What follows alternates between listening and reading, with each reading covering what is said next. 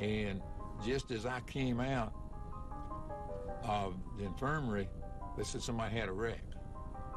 Okay, and I looked around and they said, your dad just went through the fence up there. Lee Petty, and ironically, with Johnny Beauchamp, who was so much a part of the 1959 controversy, they locked together going through the third and fourth turn and shot up the bank through the guardrail and landed outside the speedway. And by the time I get there, then they done cut the car apart, got him out of the car, and took off. And they was just trying to keep him alive. And they didn't set his legs, they didn't do anything. And once they got him then, in a couple of days, they got him stabilized and knew he was going to live. So then they started working on the broke parts and all that kind of stuff. But a crash on the home stretch, a car upside down. And that's a Richard blue Petty. car, it is Richard Petty. I jumped off the score stand and started running as fast as I could. I was working in the booth with Jim McKay for ABC. The position that he was in, it looked like blood coming out. It was a scary scene. At that time, I used to run with a rag in my mouth. Well, them rags got to coming out the windows and stuff and looked terrible. I think the TV camera said, you know, get away from that. He's coming apart inside that car. And he certainly appears to be unconscious. The pit crew running out. This could be a very bad accident to one of the best-known race drivers in the world. He's laying upside down, just hanging there. I guess his head pretty close to the roof, and his arm just limp against the roof. And you know, I think he's left us. You know, and here come a fireman up, and sets a fire extinguisher on one of them that takes the oxygen out of the air. Maurice like to killed him because there was no fire, and heck, we had to get back, you know, till it cleared. So. We get a hold of him best we can and unhook the seat belt, and Lord have mercy, he must have weighed 190 pounds, and here he comes, you know. So we know he is alive. They put him on a stretcher and back of a station wagon, take him to the infield hospital.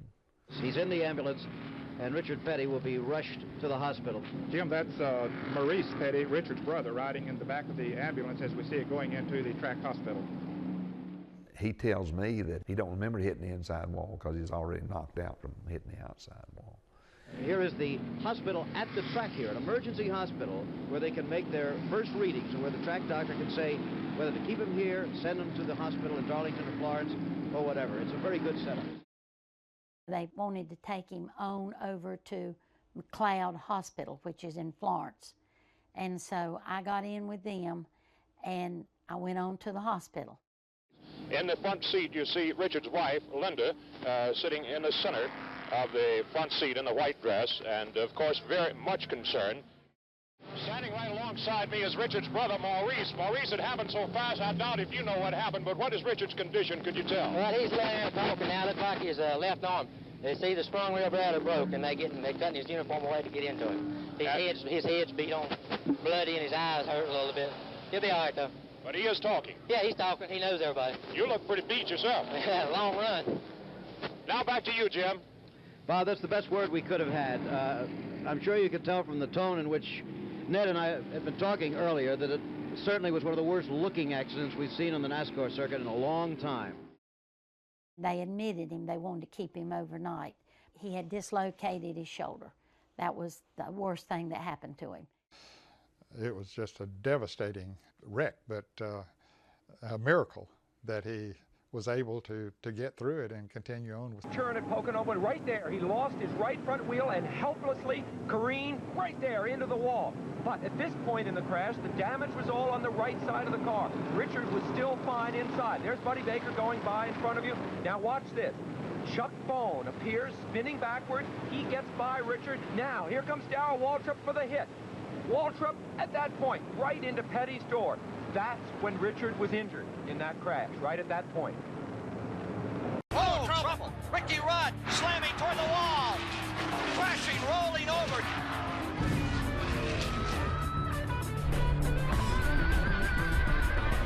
running in a tight little pack. There wasn't a lot of cars in that race. It was like 12 cars. And I remember the guy behind me, Jody Ridley at the time, coming out of turn 4, barely nudged in the back of hit me in the back bumper. It barely nudged me, but it did. It broke my car loose. And when it did, it started sliding to the infield. About that time, it got airborne. The car went up. Everything got really quiet. It went up pretty high in the air. I remember being way up in the air. After that, when it came down and hit, if you'd asked me what happened, I'd say, well, I came back down, hit the ground. It knocked the wind out of me because I remember hearing all the air leave my body, just like you do when you listen to the NFL game tapes when the guys hit each other and you hear the wind get knocked out of somebody. I heard that. The next thing I remember, I'm waking up and the car is upright and they're basically working to get me out of the car. I remember that and didn't remember anything else. I mean, it just like, I guess I went to sleep during that time, and probably glad I did because I didn't have any bad memories of it other than the aches and pains that hung around for quite a while. Bobby Allison is next up. Son Davey should be next. You can see Earnhardt, the yellow car still in the picture, but Buddy Baker, who has a lot of sentiment on veteran observers, as one of the real threats. Oh, we have a problem. Allison is blowing a tire. Bobby Allison with a horrible crash here on the front stretch. It has torn out a complete section of protective railing separating it. Alan Kowicki becomes involved. Debris and is collecting other cars. There was a lot of debris in the front stretch. Kowicki was involved. Richard Petty, I think, is another one of the cars. Lots of debris on the front stretch. Now, Bobby's car, to me, appeared to stay together quite well. He did get up into the fencing, but not into the stands. And it was close, though. He has torn out a whole large area of guardrail. There it is, protecting the crowd from the racetrack. And he came very, very close to going into the stands. The car became airborne and went flying literally into that wall and catch fencing. But fortunately, it did stay onto the racetrack. Bobby Allison is moving around in the race car, and that is certainly good news for us, but he has to be quite shaken after a tremendous crash.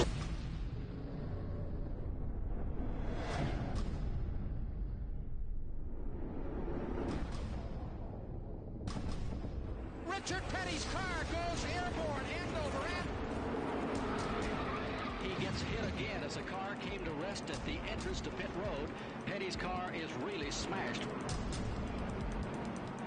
I heard the announcer just screaming, Richard Petty's flipping. So I'm walking down to the infirmary, and the minister, he come to the door and he said, come on in, Linda, he's okay. And when we walked inside, there was a closed circuit TV, and all I could see on that screen was that car up on the fence. And I thought, they are lying to me. He is dead. He's got to be dead. I'm laying there looking at the ceiling. I hear somebody come in. She'd been crying. The wreck really did look spectacular, and I know it scared her to death. And I said, you don't even have a clue how frightened I was, because I thought that was the time that you were gone. Michael Waltrip's car begins to slip and slide on the outside and contacts the concrete wall nearly head-on. The car is sawed in half by that concrete barrier there. One of the most spectacular and violent crashes I have ever seen, Ned Jarrett. Mikey? Yeah, Ben, I think I'm all right. Got some contusions and a little bit of confusion, but that's probably not too unusual. Can't really tell you what happened. I know that we got spun out earlier and then was passing Robert Presley on the outside, best I remember, and he ran us up into the wall. Leading this. Oh, look at Earnhardt. Got sideways. Somebody looked like made some contact with Uh-oh, we've got a problem. Contact here, for sure. Darrell Waltrip and Joe Rutten. Waltrip's car gets on his roof and over and over. Darrell Waltrip tumbling down the backstretch in what appears to be a very, very serious crash. Joe Ruttman, the other car involved in that incident. Darrell Waltrip. Come on, BW. It looked like the car was going to slide through the grass there and be okay, but then I don't know if it crossed some pavement or something, it dug in. Yes, and it caught a road over there, and it just... And when the car got slightly in the air, then it just went on over. The air got underneath it, and it began to overturn, overturning several times. I just wonder if the 22 car of Sterling Marlin if he doesn't bump the 7 car. It looked to me like there was a little bit of contact between those 2 cars, which got Kawicki out of control. Yep. I mean, they're just trying to get as close as they possibly can, because the closer you get, the faster they go. And the rescue of Darrell Waltrip continues in the backstretch. From another angle, let's watch Sterling Marlin. Now, he's the blue car right there. It looked like they might have made a little bit of contact, and it got Kawicki. Hey, we're getting a signal from NASCAR that DW is okay. Oh boy, that's great news. That is just unbelievable news. That is wonderful. Of course, they will take him to the infield care center. You're right, Ned. Look at the cage, the compartment the driver sits in, and you can see the roll bars held up well. Yeah. The sheet metal was flying off there, but that's okay. That's really what you want it to do, like in IndyCar racing. The more the sheet metal that flies off, and the more of the crash that can be absorbed by the outer skin of the car, the better it is.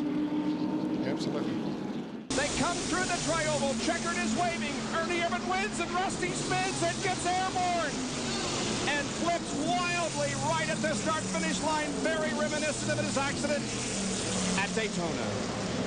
Oh man, that is too bad. What a way! Yeah, he's moving. I see him moving around in the car. I saw it there. We see his head moving around. Yes, we do. Thank God. He said on the radio that he was okay. Oh gosh. Man. And I tell you what, it looks like a bomb has went off on the way down to the car. In front. Ernie Irvan, Ricky Rudd, Kyle Petty, Earnhardt, the front 4, as they continue to try to sort this race out. Caution. Yellow is back on the track. We got a major crash through the tri-oval. Car on fire coming to the line right here in front of us. It's Ted Musgrave's car, front and rear. And Bonnet's car is also involved in the incident. There are 4 or 5 cars that have crashed here in the tri-oval. There is Neil Bonnet's number 31 torn up front and rear. The Musgrave car is torn up. He's told his crew that he is okay. You're in Neil Bonnet's car. After it took a serious hit, you see the crew coming out, some of the safety crew coming out to that car. There's the 55 of Musgrave. Fireman right Johnny on the spot to put that fire out, because it was right in the fuel cell area. Lap 131. Bonnet's car lies in the grass just at the bottom of the track as you exit pit road. Wow, his car got upside down and then comes back on the wheels as we see Musgrave's car sliding up against the wall, flames coming from it as he comes across the start-finish line. Into the catch fence went the Neil Bonnet car number 31. You can see the debris, a tremendous amount of it. From inside of Bonnet's car.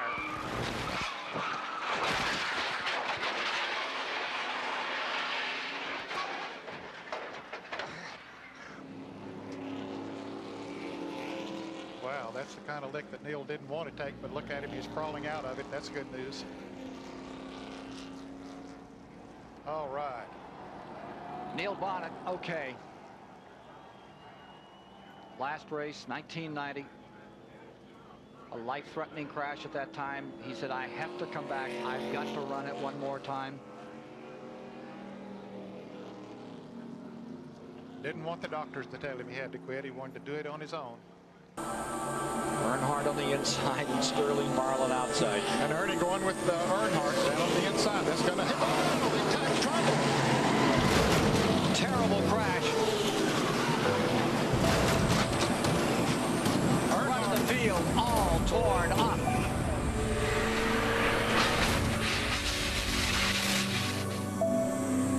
Earnhardt's number 3. Head on into the wall at 190 miles an hour. He almost got upside down. That car got very high off the ground. And they're going to cut him out of the car. And Earnhardt is on his feet. Dale Earnhardt attempting to walk to the ambulance. Never doubt that cliche about Dale Earnhardt, one tough customer, gives the thumbs up as he walks away from one of the worst incidents in his racing career.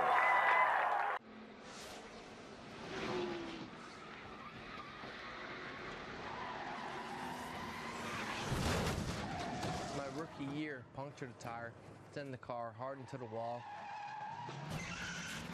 and I ended up with a broken leg, fractured clavicle, just numerous injuries. He is out of the car on the stretcher. He is conscious, and they are going to load him into the ambulance. Just staying up high going in the corner. He's not following the truck in front of him. Don't know what's going on there. Whoa! Oh, look out! We got trouble. This is going to hurt. Uh-oh. Oh, my. Oh, my.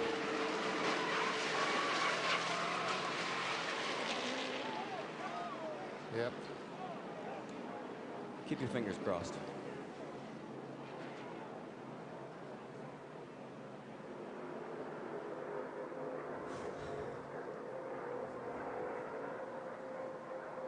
And it was so good for so long, and it turned into so bad so quickly. We'll be back to see what happened. And as I said, keep your fingers crossed, folks. We're at Daytona.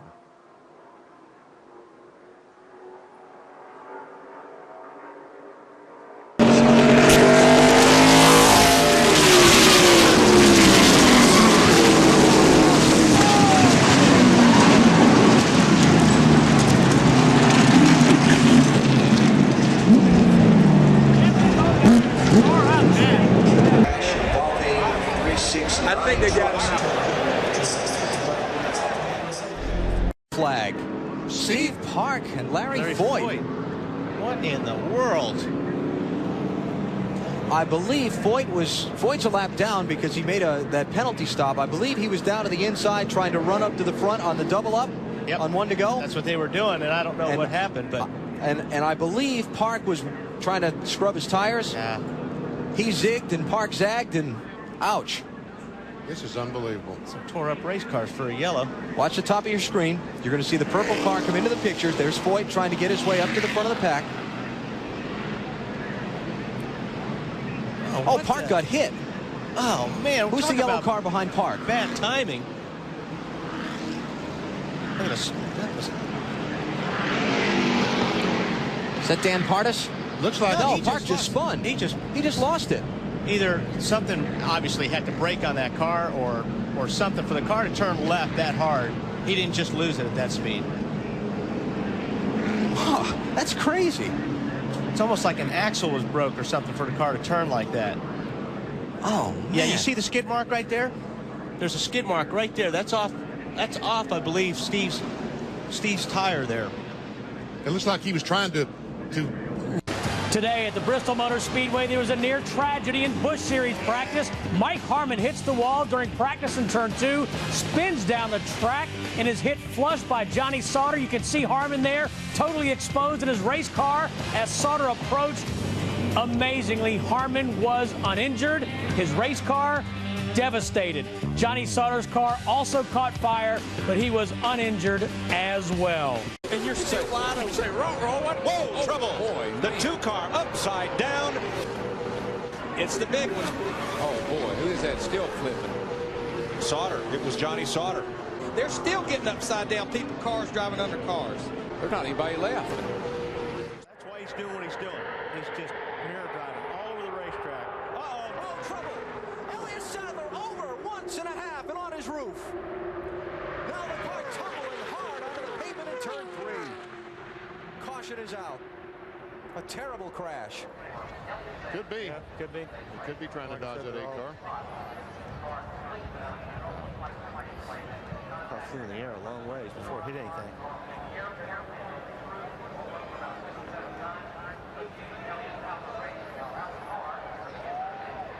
And now the banking kicks the car back to the left.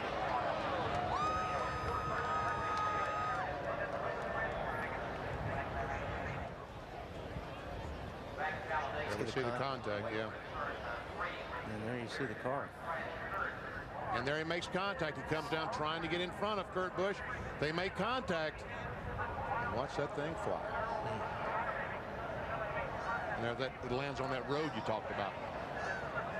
And then when it gets onto the racetrack again, takes another nasty flip. Watch this hit. Oh, that's the hard one right here. Oh, man.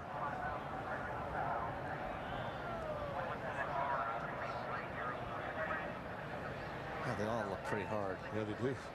I don't want to be in there in any of them. Man. And like I said, that car really held up well. And here he comes out the window. Oh, that's great. Easy does it. Yeah, don't cut yourself. Oh, that's good to see. He's out.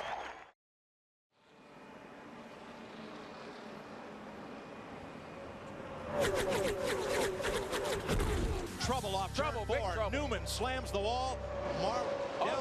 Comes Schrader, and Newman is in the air and over. Ryan Newman, last year's Rookie of the Year. The rear end ripped from the car. Look at that thing lift up, Larry. Just takes off like an airplane. That's 3,400 pounds, folks.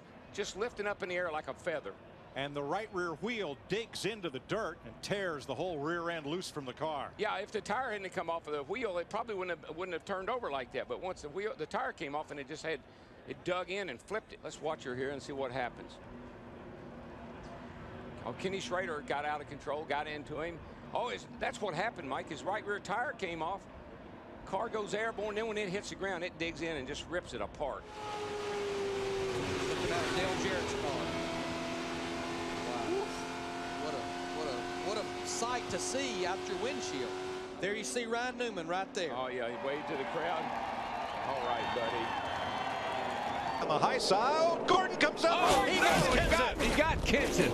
Oh, and there goes Jeff. Jeff's in the inside wall. Hard into the wall. Caution will wave. Caution will wave. The field is frozen.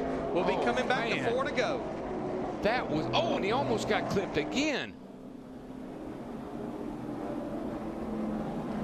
I told you, it's a crapshoot. Cautions breed cautions. So we're looking at Jeff Gordon. You can see he's already taken his steering wheel off. He's letting his window net down. That's the whole radiator out of the 24 car. The entire radiator.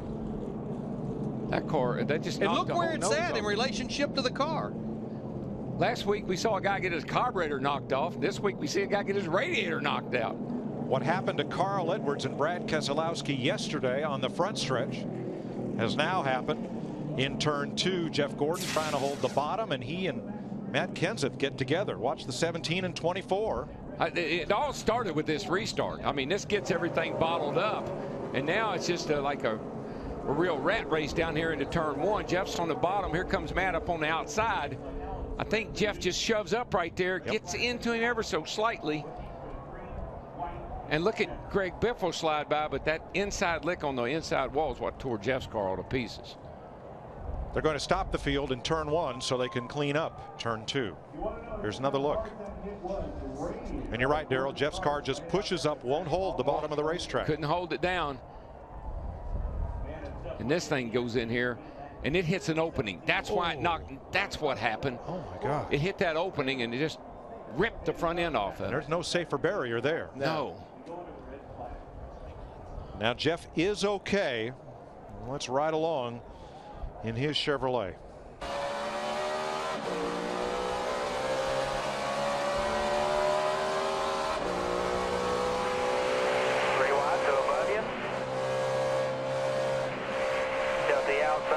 Tilt the outside. Clear. Oh, my.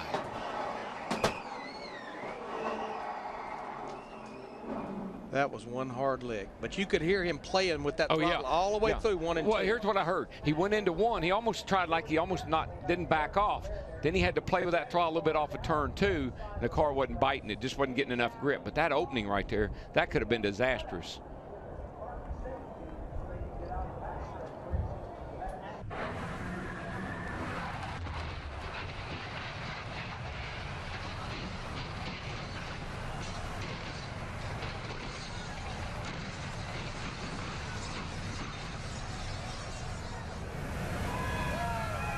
And he walked away.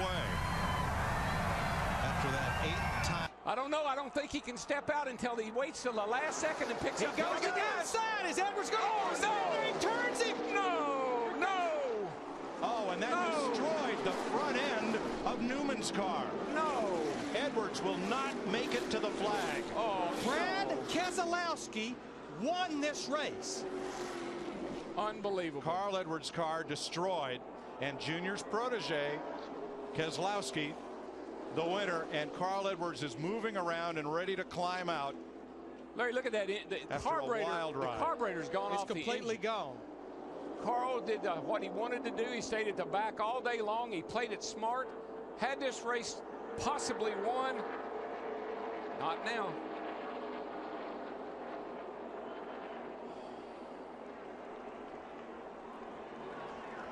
Not sure where Carl's going.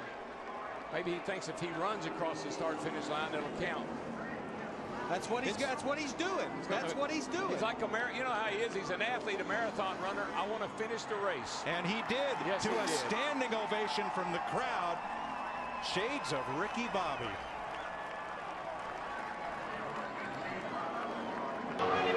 Into the picture. Pushed by Casey Mears. Kenseth with Harvick behind him. Oh, there's contact. Stewart into the middle of the pack and over.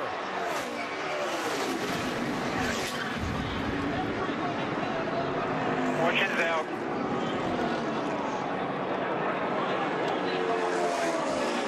And a huge wreck to end this race.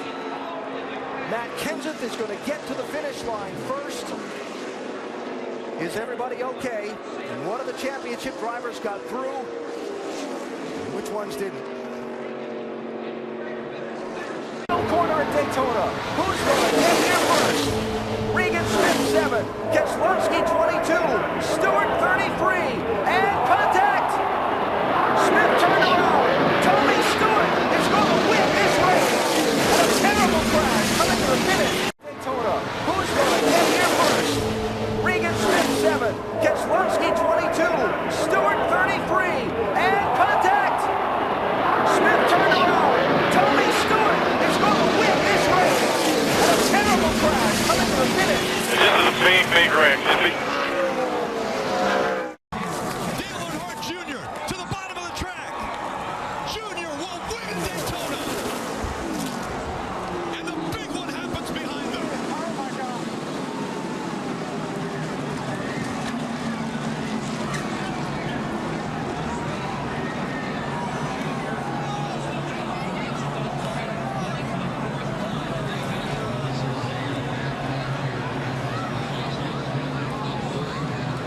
Three of Austin Dillon into the catch fence. All the crews getting out to that car to assist these drivers. Thumbs going up from all the crew members, and the crowd roars. Look at the catch fence on the front straight.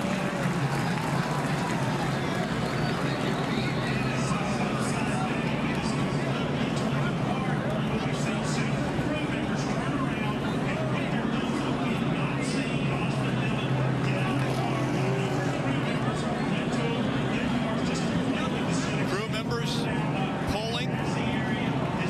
Austin Dillon out. He's walking. The damage to the floor of Kevin Harvick. What an incredible sight to see Austin Dillon walking away from that 3 car that is demolished. Not at all. Ryan Newman off turn 4 for the final time. Blaney to the outside, to the inside. Here comes Hamlin up the outside. Wow. Crash into the wall, into the air. Goes Newman. Upside down. In a shower of sparks on his roof, Ryan Newman comes across the line, 4th. And comes to rest. Scoring unofficial between Hamlin and Blaney as far as who crossed the finish line first.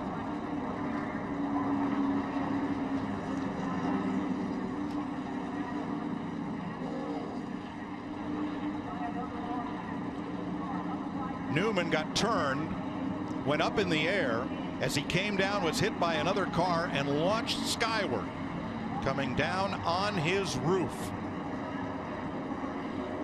The AMR safety team is there quickly to attend to Ryan Newman. Here is a look at the last lap. Denny Hamlin out in front of Newman and Ryan Blaney. Yeah, Ryan Blaney gets to his rear bumper. Nothing that Denny Hamlin can do other than try to tuck right into the rear bumper of Ryan Blaney, which he does an excellent job of. Newman gets a pretty good run to the turn 4, but now here comes a huge run by Ryan Blaney, being pushed by Denny Hamlin. He tries to go to the outside, then the inside. They lock bumpers and turns Ryan Newman around. Upside down he goes. Corey LaJoie coming along, making contact. Just lifting Newman's car up and over. And it comes to rest on its roof. Here is the second closest finish in Daytona 500 history. Denny Hamlin the winner in both of them. This time it is Ryan Blaney finishing second. Blaney tried the top side, tried to get low. Ryan Newman goes around and the car goes to its roof, and here's the onrushing Corey LaJoie picking it up and over.